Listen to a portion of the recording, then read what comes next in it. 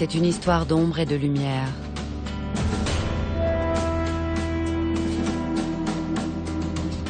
Une succession d'images et de silences.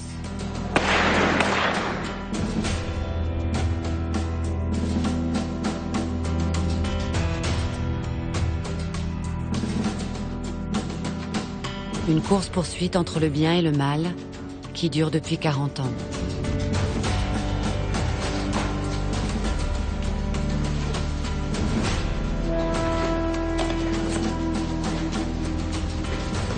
On ne peut pas rentrer dans ce métier sans avoir des hommes de caractère. C'est vraiment incontournable. Ouais.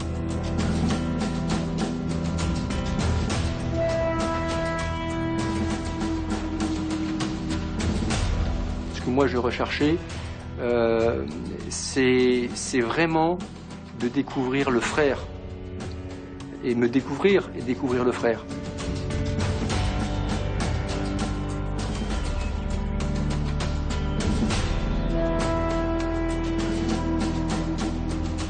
Les gens ici sont animés par l'idée qu'ils font quelque chose de bien.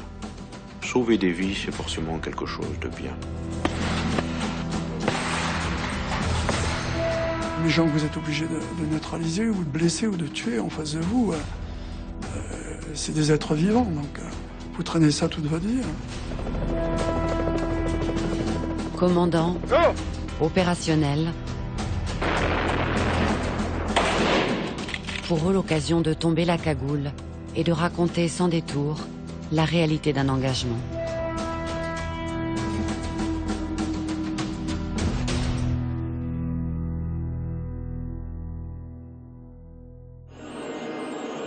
Un monde meilleur, un monde de paix. Autant de valeurs olympiques qui volent en éclats aux Jeux de Munich. Tout avait pourtant bien commencé.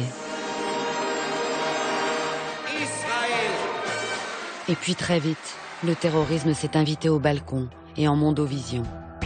Ce jour-là, un commando palestinien tue 2 athlètes israéliens et en prend 9 autres en otage. La police ouest-allemande laisse croire aux ravisseurs qu'ils vont pouvoir quitter les lieux à bord d'hélicoptères. Puis elle donne l'assaut. Mais avant d'être mis hors d'état de nuire, les terroristes exécutent les Israéliens. Un dénouement tragique qui va lourdement traumatiser l'opinion publique occidentale. Cette attaque meurtrière vient de démontrer l'impuissance des forces de sécurité classiques à résoudre des crises extrêmes. En France, on décide la création d'une unité d'élite de l'armée française. C'est la naissance du GIGN, le groupe d'intervention de la gendarmerie nationale, spécialisé dans les opérations de contre-terrorisme et de libération des otages. Nous sommes en 1973. Et c'est à un jeune lieutenant que l'on confie les rênes de cette nouvelle arme de lutte contre le terrorisme. Christian Proutot. Cet homme à la personnalité affirmée s'attelle lui-même à créer de toutes pièces un groupe devenu 40 ans plus tard, une unité de référence. Moi, j'étais un peu atypique, complètement atypique. Même quand j'ai préparé Saint-Cyr-Coët-Quidan, j'étais considéré un peu comme, c'est le terme qui est employé par les militaires, folklorique. Je joue de la guitare, j'avais les cheveux un peu plus longs que la moyenne, et dans ma manière de raisonner aussi. C'est-à-dire, j'aime pas les schémas établis. Je considère que chaque situation est différente et que, comme elle est différente, l'approche qui doit en être faite doit être différente. À l'expérience de ce que j'avais vu à Munich, opération dans laquelle il y a tout ce qu'il ne faut pas faire. Donc c'est relativement simple. Donc j'ai décortiqué Munich en fonction de ce que je savais. Et j'ai décidé de monter une unité avec des mono-opératoires particuliers qui n'avaient rien à voir avec ce que les Allemands avaient essayé d'employer.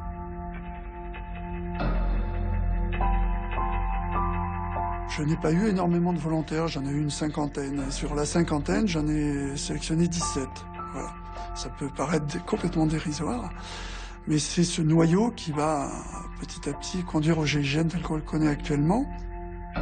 Et je les réunis tous et je leur dis voilà, je veux que, avant que vous acceptiez cette mission, que vous compreniez qu'elle ne pourra être acceptable, on pourra aller jusqu'au bout de ce que l'on veut faire, que si on met des règles morales importantes. Et pour moi, la règle la plus importante, c'est le respect de la vie. les cours précédents, en particulier en ce qui concerne la nomination de l'arbre, le calibre et la capacité du magasin. Cette mission vous donne le pouvoir de Dieu, le pouvoir de vie et de mort. Si vous acceptez cette notion, vous pourrez travailler, sinon il est encore temps de partir. Bon, alors, la Sterling... Il a su nous marquer de son empreinte déjà à cette époque-là, et on l'a suivi comme un seul homme. Quand il a demandé si on allait le suivre, bien sûr qu'on était prêt à le suivre et à marcher sur le chemin qu'il allait nous tracer.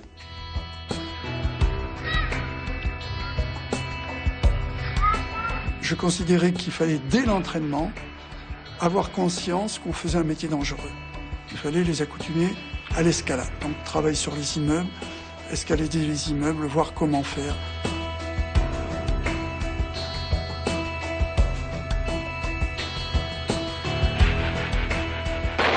Il fallait que tout le monde soit capable de tirer à distance, tirer au contact.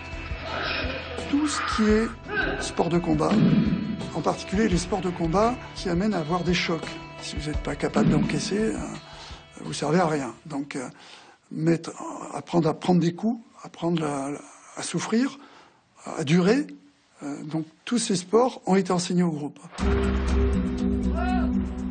Une formation express de 4 mois. Et le 1er mars 1974, l'unité est officiellement créée. 10 jours plus tard, en région parisienne, c'est le baptême du feu. Un forcené s'est retranché dans un immeuble.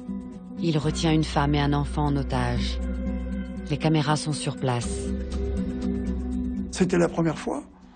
Et la première fois, c'était de se dire on va réussir, c'est bon, on va y arriver. On avait la foi et on était sûr qu'on était du côté des justes. C'est pas aussi simple que ça et malheureusement, on l'a appris à nos dépens. On prépare nos affaires, on prend tout ce qu'on avait, fusil, moyens on n'avait pas grand-chose en fait. Il n'y avait pas de gilet pare-balles, il n'y avait pas de casque anti-balles. On est parti d'ailleurs sur les photos que j'ai pu vous remettre, vous allez voir un peu la tenue qu'on avait à cette époque-là. On est intervenu sur notre mode opératoire, tel qu'on l'avait, le schéma que l'on avait prévu, faire une diversion, donc faire croire qu'on allait attaquer par la fenêtre pendant qu'on avait mis de l'explosif sur la porte.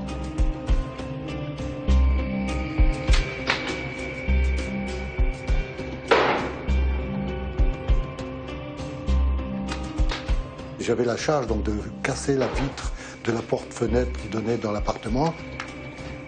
Donc d'une première grenade que j'ai lancée, j'en ai c'était une dizaine, je ne me souviens plus, des grenades lacrymogènes.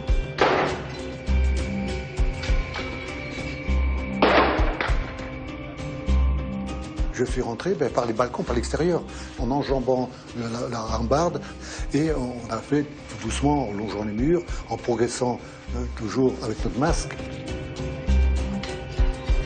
Et c'est là qu'on a vu le retranché sur le lit, endimanché, cravate et l'arme à la main, il s'était mis une balle dans la tête.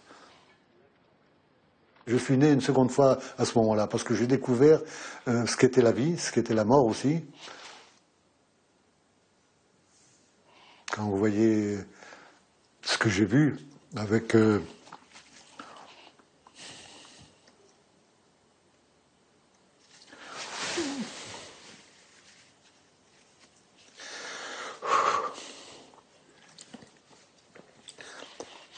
Lui, cet enfant de 7 ans qui était sous la table, et Madame Gomet aussi qui était morte et contre la porte de la cuisine. C'est là que j'ai compris que c'était quelque chose de très dur et qu'on allait être amené à faire des choses qui dépassaient ce qu'on avait fait jusqu'alors. Voilà.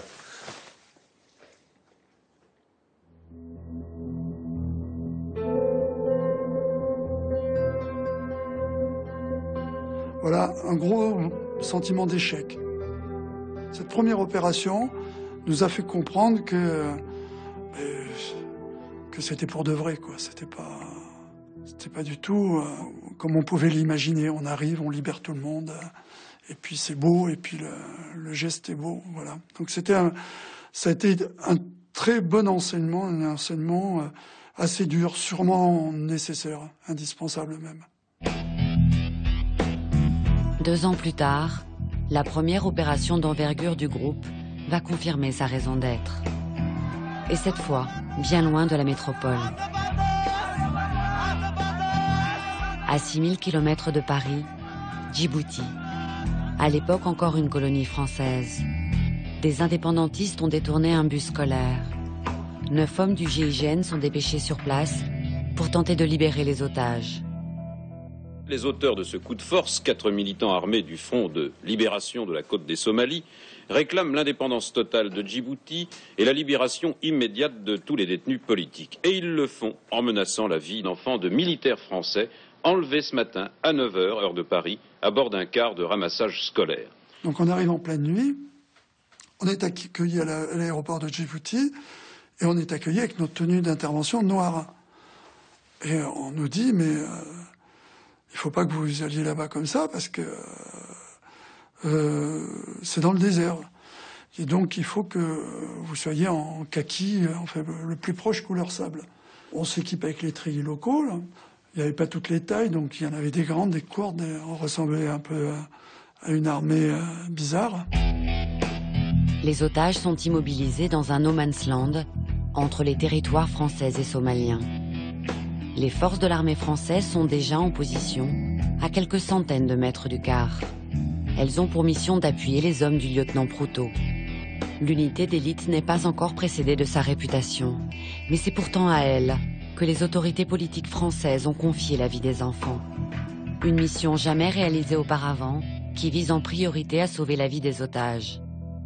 Une force militaire classique, sa raison d'être, c'est quand même fondamentalement de détruire l'ennemi. La vocation du GIGN est plus complexe. Dans le cas de Djibouti, il s'agissait d'abord de tenter de sauver les otages. Ce qui advenait aux malfaisants était une dérivée de l'objectif premier qui était celui de tenter de sauver les otages, alors que pour les militaires, l'objectif premier aurait été plutôt de mettre hors d'état de nuire les malfaisants, avec comme corollaire souhaitable le sauvetage des otages. Mais l'ordre des facteurs n'est pas le même. On arrive enfin au poste de commandement à l'intérieur de la Palmeraie. Le général Brazard dit à l'officier qui nous introduit, qui dit voilà, c'est le lieutenant Proutot et les tireurs et ses hommes. Il me regarde, il se retourne vers son état-major, il dit c'est ça les tireurs d'élite. Faut dire que je le comprends, avec la distance, on n'avait pas de très fière allure. Alors si, il rajoute une phrase extraordinaire. À l'époque, je portais des lunettes. Et il dit, vous savez, chez moi, ceux qui ont des lunettes, je les mets au secrétariat. Bon, je dis, mon général, faites-nous confiance. Je vous assure, nous sommes au niveau de ce que vous attendez, ou ce que vous attendez sûrement pas, mais nous vous montrerons que nous sommes au niveau. C'était une première. Une sacrée première. Dans le 14 ans, ce n'était pas un ou deux terroristes, 2 ou 3 otages retenus dans un local. C'était quelque chose de très gros, très important. On s'est mis en place face au car, à une distance avoisinant les 200 mètres. Et on a attendu assez longtemps pour entrer en action quand le moment propice s'est présenté à nous. Mes tireurs étaient en place, je mets en place ce qu'on appelle le code de tir. La technique de tir simultané est une technique très compliquée parce qu'elle doit faire tirer les tireurs tous en même temps.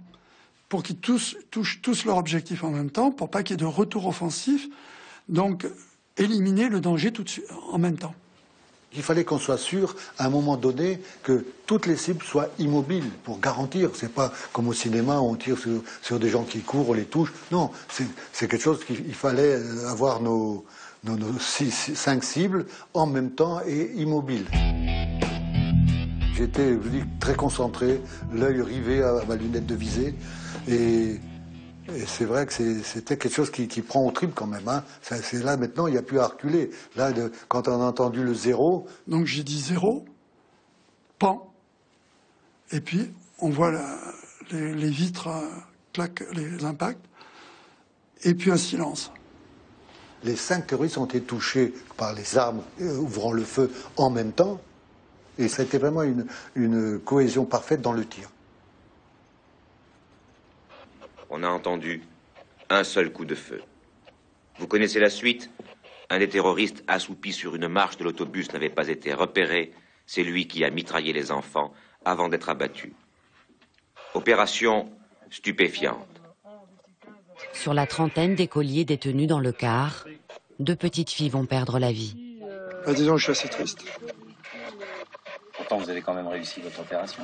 Disons que nous avions tous l'espoir de sauver tout le monde, quoi. C'est surtout, au départ, c'était ça. Et chaque fois que nous travaillons dans cet esprit-là, pouvoir tirer tout le monde d'affaire. Et la préparation du personnel, si elle est intense, c'est dans ce but unique.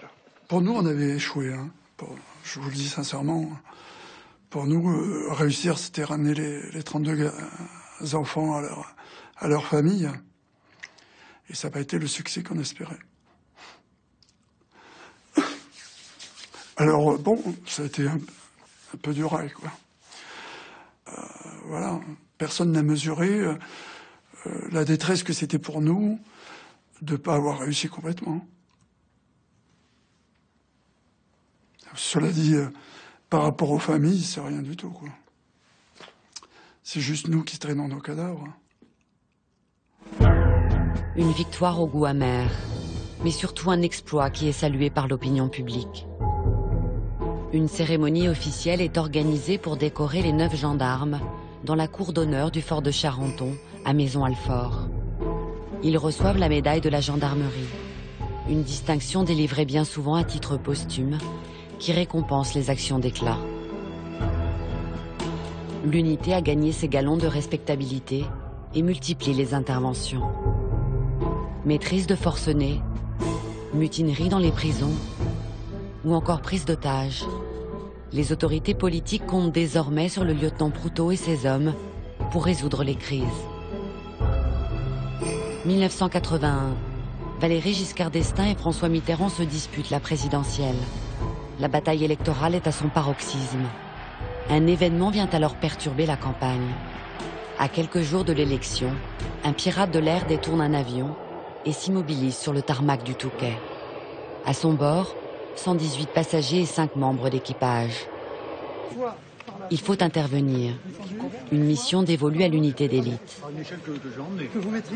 Le détournement du Boeing d'Aer Lingus au Touquet, tout s'est bien terminé, vous le savez sans doute, vers 23h hier soir. Tous les passagers sont libres et sains et saufs. L'inouï est intervenu sans qu'une goutte de sang ne soit versée. Le pirate a été maîtrisé par l'équipe du GIGN, le groupement d'intervention de la gendarmerie nationale, sans qu'un seul coup de feu ne soit tiré. Le directeur m'appelle et me dit, voilà, vous avez un ordre de la présidence de la République. Il faut que vous alliez vous expliquer sur toutes les chaînes, expliquer ce succès sur toutes les chaînes en vous mettant en grande tenue. Alors le capitaine Proutot, commandant le GIGN, le groupe d'intervention de la gendarmerie nationale, est maintenant avec nous en direct dans ce studio. Alors vous avez fait, je ne sais plus combien, des dizaines et des dizaines d'interventions, 50, 100, 150 ? Nous avons plus de 100 interventions, dont à peu près une trentaine sur des problèmes de prise d'otages, qui soient à caractère criminel ou dû à la folie ou dû au terrorisme. Nous avons libéré, sans compter cet avion qui va augmenter notablement les statistiques, nous avions libéré à ce moment-là 268 otages. Pour moi, c'était rendre justice à mes hommes du GIGN qui avaient pris un risque dans une opération. J'avais complètement zappé les détours des élections. Mais bien évidemment, c'était de la com. Parce que cette intervention, elle tombait malheureusement à pile pour une politique que je hais, que je vomis, qui est une politique de la récupération. J'ai pas réalisé le piège. Mais qu'est-ce que j'aurais pu faire? Dire non. Non, honnêtement, j'ai fait une ânerie. On vous l'a reproché, cette intervention télévisée? Oh, mais bien évidemment. Ça a été la suite d'une certaine image du GIGN droitière. Le GIGN roulait à droite, quoi. 5, 4, 3, 2, 1... François Mitterrand est élu président de la République. Finalement, la manipulation du pouvoir en place n'a pas atteint son objectif. La gauche arrive aux affaires et le GIGN s'attend à un sévère retour de bâton. Mon directeur m'appelle en me disant, voilà, attendez-vous à être dissous et je vous préviens tout de suite, je veux pas un mouvement de sourcil. quand on vous annoncera la chose, et je veux que vous prépariez vos hommes à cela. Cette arrivée de la gauche au pouvoir nous a fait craindre à un moment la disparition du groupe, et on ne comprenait pas. Alors que ce soit un gouvernement de gauche comme de droite, nous on était là pour aider les gens, enfin, faire un travail pour la société, non pas pour un parti politique, quoi. Donc j'ai pris par moi-même, jeune commandant, la décision de trouver le moyen de trouver un homme politique qui aurait l'ouverture d'esprit pour m'écouter avant de prendre une décision. Il réussit à convaincre Charles Hernu, alors ministre de la Défense, d'assister à une démonstration du GIGN.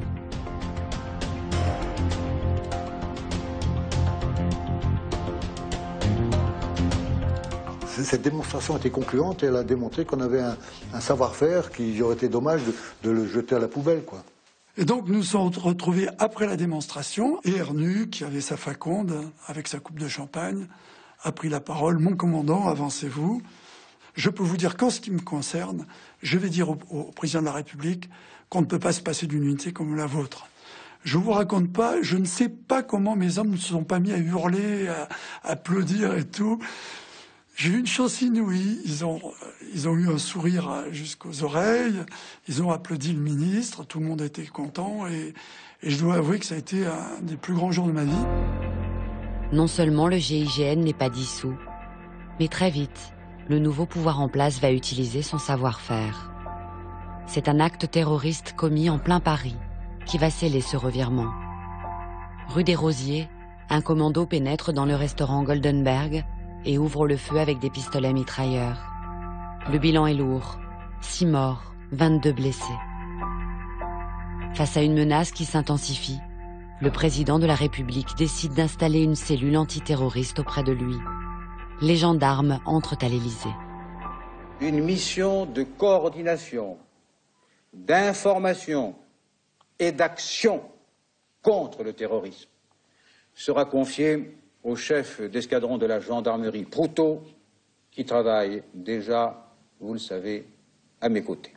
D'une certaine manière, le GIGN à l'époque, avec ses gendarmes de l'Élysée, va devenir un peu ce qu'on pouvait lire dans les romans d'Alexandre Dumas, les mousquetaires, au service du roi ou de la reine, on ne sait pas trop, du cardinal. Voilà, ce n'est pas à ça que servent les forces de sécurité dans notre pays, à être instrumentalisées par des politiques pour régler des affaires politiques. Et donc le GIGN, des gendarmes du GIGN vont s'engager très loin dans ce sens. Et il n'est pas bon qu'ils soient instrumentalisés pour des écoutes, pour la protection de la fille de je ne sais qui ou de je ne sais... Enfin, voilà. Il faut que les choses soient transparentes d'une certaine manière. Nous avons clairement manqué à cette époque de transparence sur ce que faisait un certain nombre de gendarmes du GIGN. À quelques jours de la présidentielle suivante, 4 gendarmes sont tués en Nouvelle-Calédonie et une vingtaine d'autres sont retenus en otage par des indépendantistes kanaks au fond d'une grotte de l'île. Pour résoudre cette crise, le gouvernement Chirac décide d'employer la manière forte. Et pour la première fois, les hommes du GIGN vont se retrouver mêlés à une véritable opération militaire. Une philosophie contraire à celle du groupe. Alors le commandant de l'unité, le capitaine Le Gorju, va s'employer à défendre une sortie de crise qui éviterait l'emploi de la force. J'imagine pas un seul instant qu'on donnera un assaut sur cette entité-là. Pour moi, on est, sauf à ce qu'il y ait un commencement d'exécution des otages sur place, j'imagine que la négociation va être l'axe de travail principal. Et je suis entièrement concentré là-dessus. Et en même temps, j'ai pas pu aller jusqu'au bout. Et pourquoi? J'ai pas pu aller jusqu'au bout parce qu'il a été décidé par le gouvernement Chirac, avec l'accord du président de la République, du camp soi-disant opposé, il a été décidé de donner un assaut pour que il soit mis fin à cette prise d'otage avant l'échéance du deuxième tour. Le dénouement est inéluctable. Les hommes du GIGN sont désormais en ordre de marche. Il reste 48 heures avant l'offensive. Il y a un prêtre sur place et la veille de l'assaut, j'ai besoin d'aller lui parler.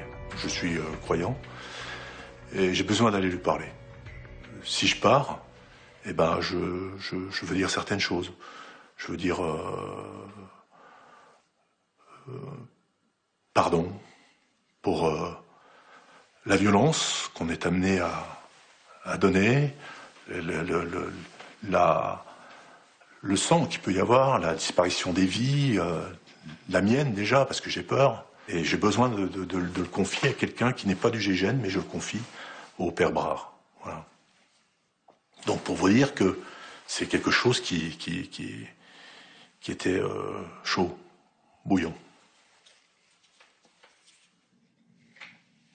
Et donc là, dans la tête, il se passait plein de choses. Est-ce qu'on va revenir ? Parce que là, on savait que déjà, quand on a vu comment ça se passait, on s'est dit ça va certainement, tout le monde ne va pas revenir.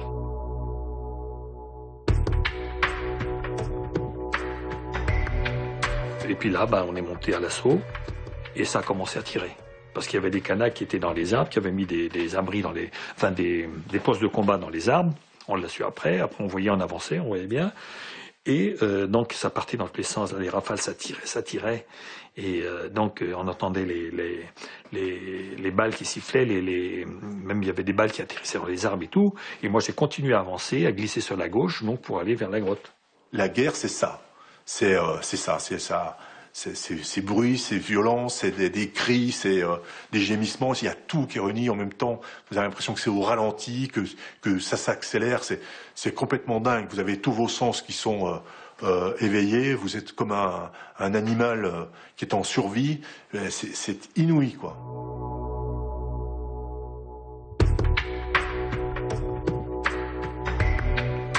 Personne n'est tombé, donc c'était un soulagement immense. Un soulagement immense. Je regardais autour de moi et je disais, merci. Merci la chance qui a été avec moi ce jour-là. Moi, je suis un passionné de photos, donc j'ai toujours mon petit appareil avec moi, tout ça. Je fais 2 ou 3 photos. Je portais mon attention sur la vie retrouvée. On a retrouvé nos camarades et j'ai fait ces instantanés sur leur visage. Zaza, le grand Dubois, Alain Guillotot qui pleure. Dans les otages, il y a un gendarme mélanésien qui pleure. Enfin, tout le monde pleure. Moi, je pleure. Enfin, bon, on est dans un truc de dingue, quoi. On est lessivé.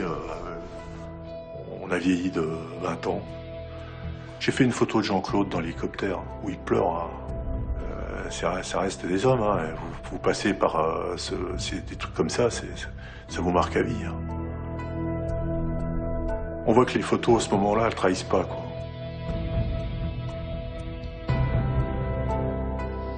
À 6h du matin, l'opération Victor est déclenchée. Les forces de gendarmerie et des commandos militaires partent à l'assaut de la grotte. Le bilan sera terrible.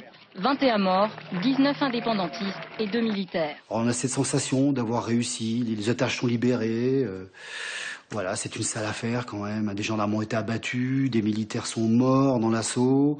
Nous avons des blessés, il y a des blessés graves. Sans parler des indépendantistes également qui sont morts hein, dans leur engagement. Hein. Quel gâchis, quoi. En résumé, quel gâchis, quoi. Le prix à payer pour la communauté kanak est un prix qui est beaucoup trop douloureux. Et ce prix-là, pour moi, il ne fallait pas l'engager. Est-ce qu'on pourrait savoir quand, précisément, l'instant de la décision a pu être pris d'intervenir en Nouvelle-Calédonie? La décision finale a été prise par le Premier ministre hier soir. La décision est dans la responsabilité exclusive du gouvernement. Donc c'était bien entendu, comme l'avait dit M. Chirac, que le gouvernement gouverne. Monsieur le ministre, je vois que Raymond Barre, juste une petite insertion, déclare que l'ordre, effectivement, devait être rétabli en Nouvelle-Calédonie, mais il déplore tant de vies perdues. Eh oui, on ne fait pas d'omelette sans casser des œufs.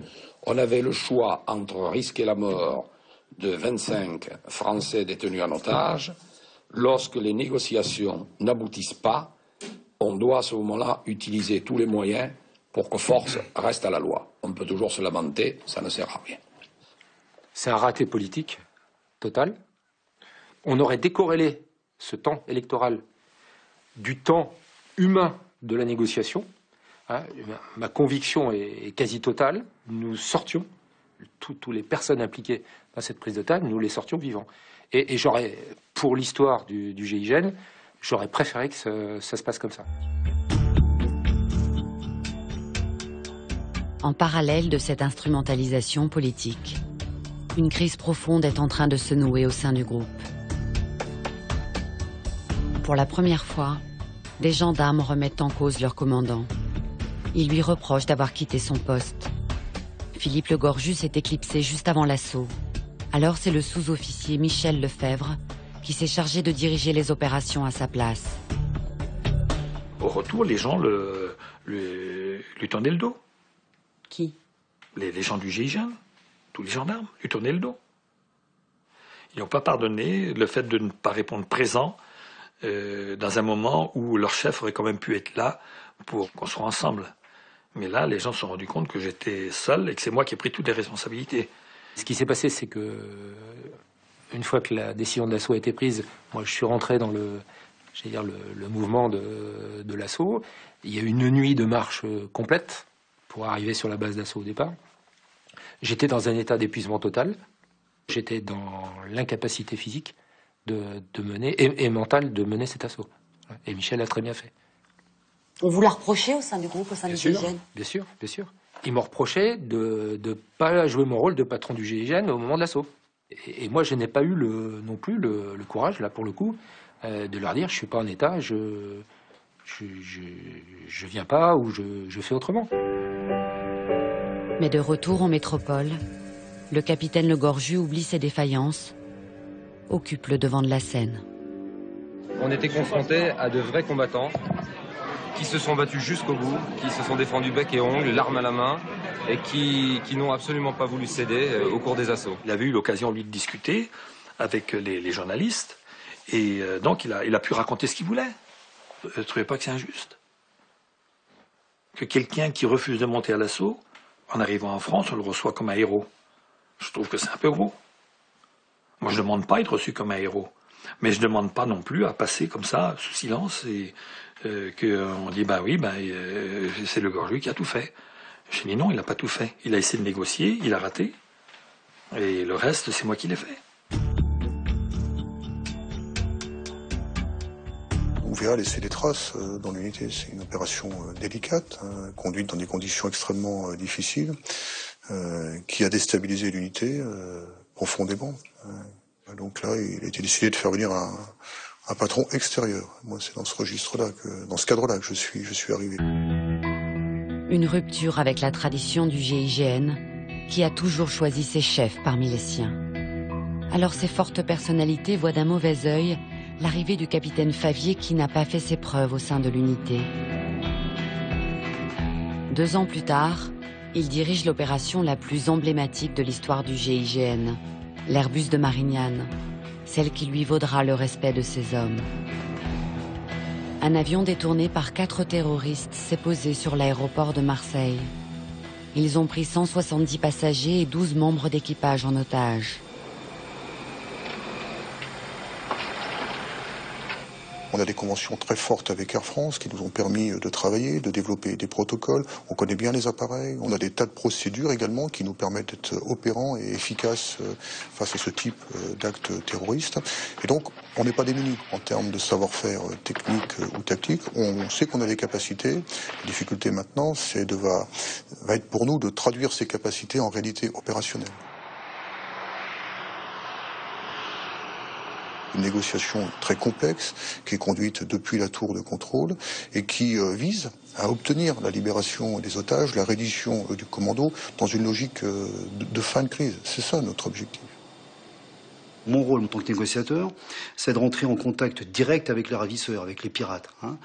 Je leur demandais tout simplement ce qu'ils voulaient, quelles étaient leurs revendications, de quelle manière on pouvait les aider. Ils me répondaient, toi ça te regarde pas, tu écoutes ce que je te dis, tu remets du fioul et tu nous laisses redécoller, nous on va à Paris, le restant ça ne te regarde pas. Et on pourra mesurer à l'occasion de la négociation que ce niveau de détermination est vraiment, vraiment très fort, très élevé et que l'exigence de voir l'appareil redécoller pour aller à Paris est une exigence forte qui inquiète beaucoup. On apprenait au fil de la négociation, simplement sur des petites bribes d'intervention de leur part, qu'ils étaient équipés, qu'ils avaient un gros arsenal, et jusqu'au moment où il nous a dit, de toute façon, si tu me laisses pas redécoller, on va tout faire exploser. Décoller pour aller à Paris pour y faire quoi, hein, et les événements qu'on a connus ensuite en 2001 ont montré ce qu'on pouvait faire avec un avion qui s'écrase sur une ville. Donc on est dans cette logique-là. Mais à l'époque, le 11 septembre n'avait pas eu lieu. Tout ça, c'était cette histoire d'explosion d'avions en vol ou contre un édifice. C'était digne d'un scénario hollywoodien auquel on n'avait pas pensé encore. Donc loin de nous cette éventualité, hein. Mais au fil des heures, malheureusement, on s'approchait de ce scénario éventuel, quoi. Un avion, c'est une bombe par destination. Il n'y a pas besoin d'autre chose. Si l'avion s'écrase, c'est quelque chose qui serait dramatique. Et donc, il n'est pas du tout envisagé un instant que l'avion quitte Marseille. Après 52 heures de prise d'otage, le commando mitraille la tour de contrôle. Immédiatement, le capitaine Favier lance l'assaut. Moi, je trouve l'unité très rapidement en ordre de marche, déjà rassemblée et prête à agir sur les échelles autoportées que nous utiliserons. Donc là, c'est un moment extrêmement fort pour le patron de voir son unité qui le regarde et le patron dit que cette fois, oui, on y va. On s'empile les mains les unes sur les autres et puis on se donne du courage dans les regards, quoi. Non, personne ne fait le malin, il n'y a pas tellement eu de baratin pour dire ouais allez on y va, non, on est tous concentrés. Et là les mots ne sont pas nécessaires, les regards suffisent, les attitudes suffisent. Ça veut dire que là on est quand même sur quelque chose qui va être dur et chacun le sait bien. On savait qu'on allait se faire tirer dessus, quoi. On connaissait la puissance de leur armement, Kalachnikov, fusils, des grenades, de l'explosif dans l'avion. Donc ça allait être l'affrontement allait être sérieux, quoi. Avec les machins, avec le GIGN. Ne dites plus rien. Moi, je suis sur la passerelle avant droite. Je suis le dernier de la passerelle avant droite. Nous sommes 8.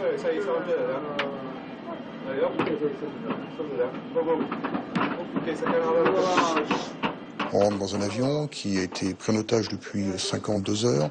L'obscurité tombe, les rideaux de l'avion sont baissés, on voit rien. Il y a des tirs, il y a des explosions, il y a des cris qui sont extrêmement forts. Il y a des gens blessés, en particulier des gendarmes. Il y a des cris de douleur. Donc on est dans un contexte qui est quand même très très déstabilisant. Vous pouvez me dire ce qui se passe?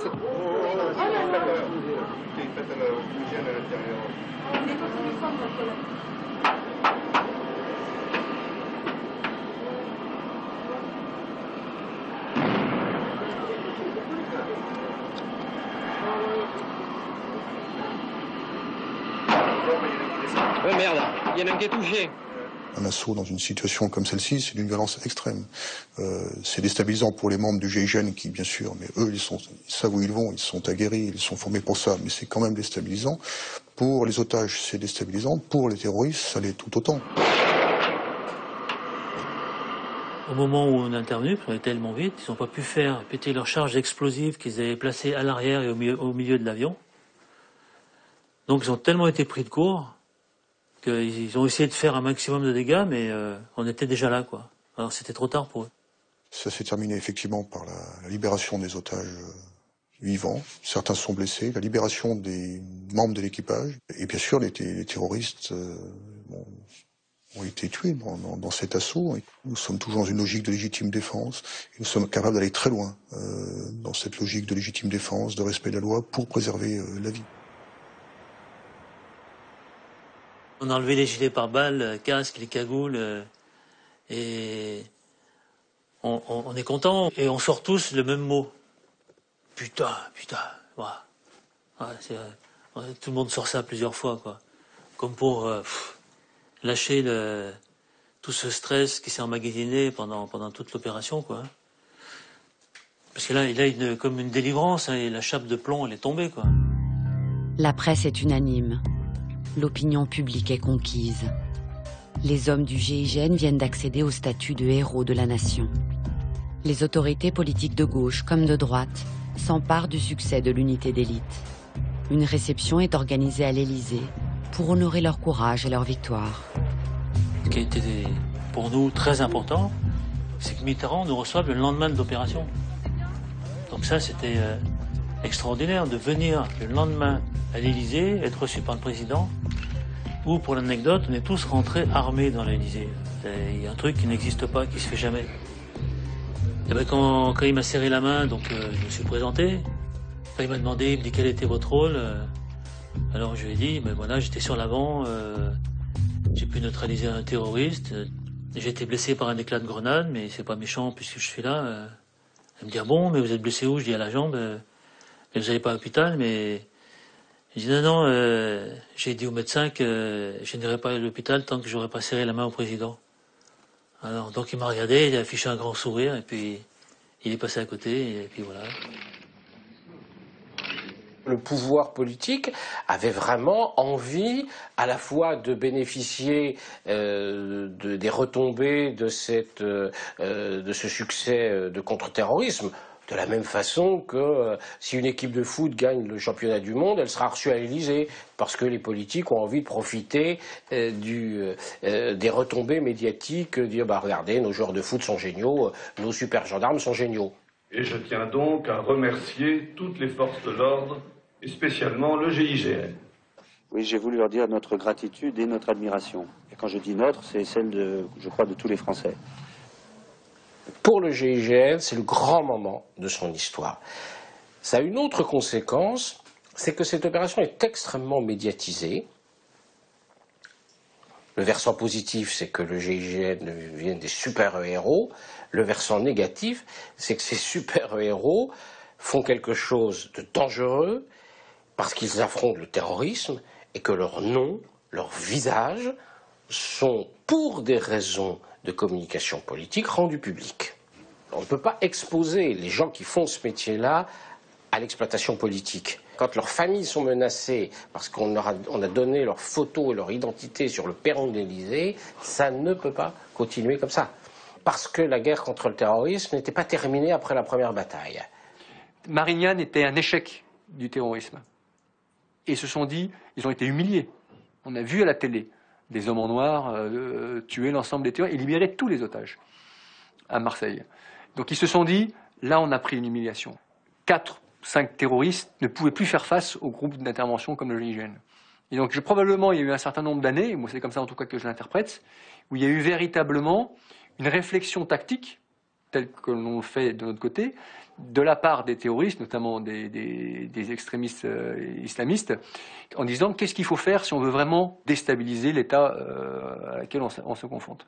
Mais je crois que le 11 septembre, c'est un peu une revanche.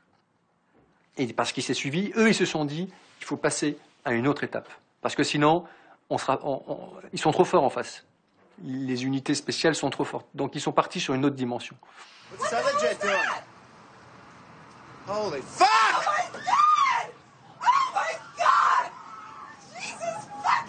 Vous êtes face à un mouvement terroriste structuré, nombreux, de nature militaire, particulièrement déterminé, sur lesquels la négociation n'a pas beaucoup de prise, qui utilisent des moyens non conventionnels, qui sont capables de taper en plusieurs points de manière simultanée pour déstabiliser l'appareil d'État. Donc là, on est face à un terrorisme d'une nature différente, à la fois multiple dans ses points d'application et multiple dans sa forme et très puissant dans l'expression. Donc là on est face à des situations qui sont très dégradées par rapport aux situations qu'on a connues jusqu'alors. Au début des années 2000, la menace d'Al-Qaïda oblige le GIGN à étudier les méthodes de ses adversaires pour mieux les contrer lors d'une éventuelle attaque sur notre territoire. Mais ce sont les événements de Moscou un an plus tard qui vont amener le groupe à repenser une partie de sa philosophie. Plus de 800 spectateurs sont retenus dans un théâtre par un commando d'une 50aine de rebelles tchétchènes. Les terroristes portent des ceintures d'explosifs. Ils ont aussi piégé les lieux et menacent de faire sauter le bâtiment. Dans une situation comme celle-ci, potentiellement, tous les otages sont morts. Il n'y a rien à faire, potentiellement. Parce que c'est un mélange entre la prise d'otages et l'attentat suicidaire.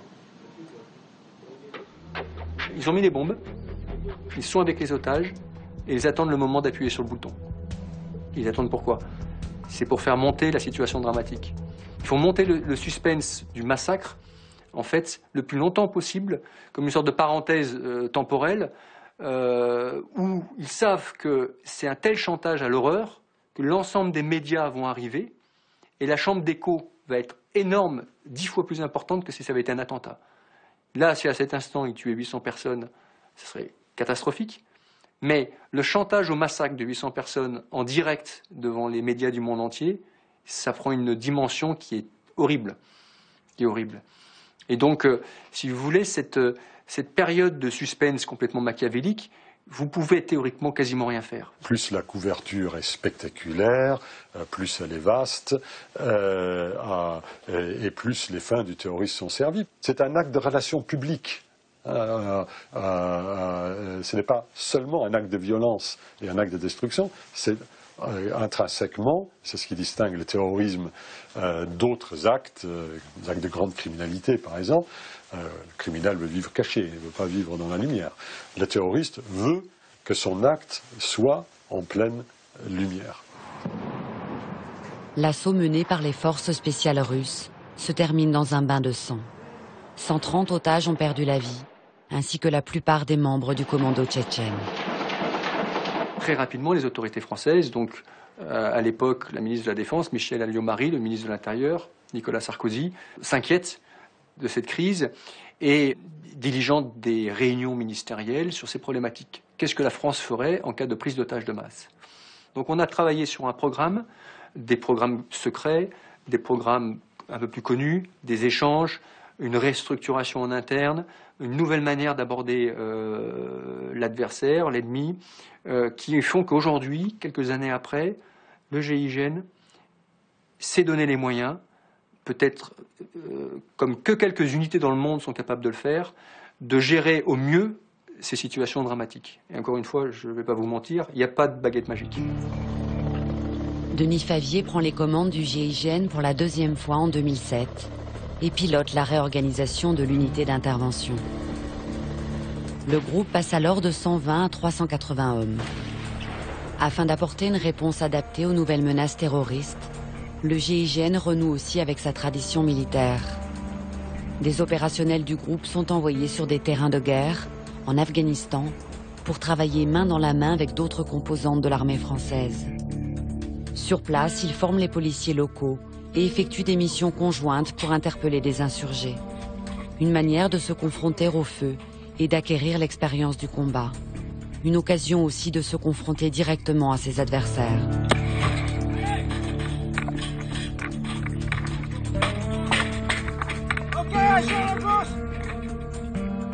Nous sommes militaires de statut, nous sommes militaires d'esprit, nous sommes militaires dans nos modes d'action. Le travail de 2007 a aussi été un virage assez important pour repartir sur les fondamentaux du monde militaire. L'engagement en Afghanistan, de ce point de vue, est un engagement qui est significatif, qui a permis de durcir nos capacités dans des secteurs d'intervention qui étaient difficiles, au contact des forces spéciales des armées, au contact essentiellement de l'armée de terre, pour maîtriser de nouveaux savoir-faire et pouvoir aguerrir nos gendarmes et ainsi pouvoir développer en sécurité intérieure ces capacités lourdes qu'on a acquises sur des théâtres sensibles. Et moi, c'est la première fois que réellement j'ai été confronté à des situations aussi extrêmes. De groupes d'individus, parfois 10, 15, qui nous prenaient à partie, parfois jusqu'à la mort, extrêmement déterminés, évidemment, qui nous tiraient dessus. Et qui utilisaient des moyens qu'on ne trouve pas actuellement sur le territoire national, mais qu'on est susceptible de trouver un jour. Mais c'est ça qu'on est allé rechercher. C'est se confronter à des individus radicalisés, déterminés, rompus à toutes les techniques de guerre qu'on peut retrouver un jour en Europe ou sur le territoire national. L'unité d'élite enchaîne aussi les opérations du quotidien qui lui permettent en permanence de se confronter à la réalité du terrain et à ses dangers. Le GIGN aujourd'hui, c'est 200 opérations dans l'année, environ. Sur ces 200 opérations, on rencontre du grand banditisme. Des hommes face à nous, aujourd'hui, ont des kalachnikovs. La même arme que les terroristes. Ils ont des modes opératoires qui connaissent parfaitement les savoir-faire policiers et qui sont donc prêts à mettre en échec les savoir-faire policiers. Donc on est face à de l'intelligence humaine, à nous préparer, à nous adapter et à devancer notre adversaire. C'est bien ce qu'on va faire dans les situations d'exception, c'est être capable de devancer et de nous adapter le plus rapidement possible. Ce en quoi le quotidien, c'est une source d'enrichissement énorme. Donc il y a incontestablement une utilité opérationnelle du GIGN qui prend toujours des opérations de moindre intensité pour se préparer à la grande opération. À travers le monde, les attaques et les prises d'otages s'enchaînent. Bombay en 2008, Inanemas en Algérie et Nairobi au Kenya en 2013. Pour parer à ces menaces terroristes, il faut surtout des hommes prêts à sauver des vies au mépris de la leur. C'est la devise du GIGN. En 40 ans d'existence, 10 d'entre eux sont morts à l'entraînement ou en opération. Face à une menace effrayante, il faut des gens qui soient par structure, qui ont été formés sur cette logique du sacrifice. Parce que c'est ça dont on parle. Et capable de supporter une extrême haute prise de risque. On dit toujours, c'est important de bien vivre, c'est aussi important de bien mourir. Dans l'armée, on ne pleure pas ces morts, on les honore. Leur sacrifice, il n'est pas vain. Et quelqu'un qui décède dans une unité comme celle-ci, ce sont des moments exceptionnels pour tout le monde, mais il y a une certaine gloire. Il y a un sacrifice.